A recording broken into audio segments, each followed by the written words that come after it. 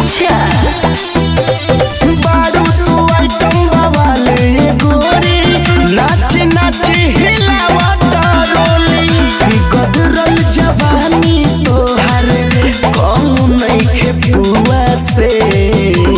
हर तो सुनी ना ए साहेब ढोढ़ी करिया हो गई जनरेटर के धुआं से। ए साहेब ढोढ़ी करिया हो गई जनरेटर के धुआं से।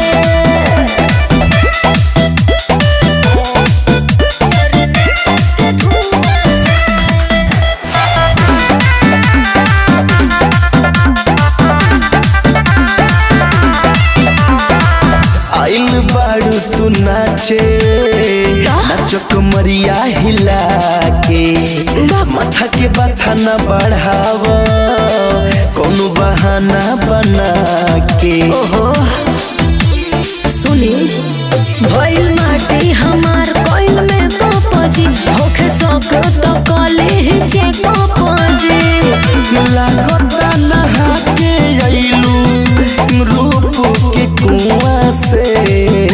तो सुनी ना ए साहेब ढोढ़ी करिया हो गई जनरेटर के धुआं से। ए साहेब ढोढ़ी करिया हो गई जनरेटर के धुआं से।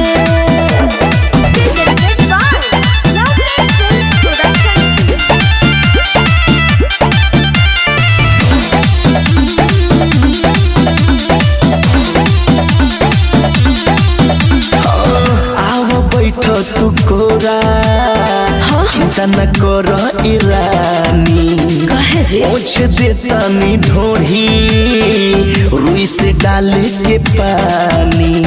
अरे बाप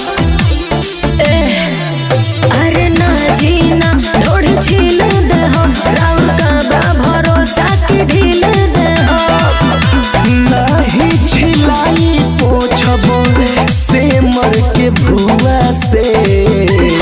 सुनी ना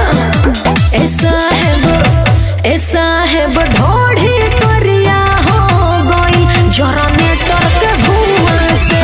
ए साहेब ढोढ़ी करिया हो गई जनरेटर के धुआं से।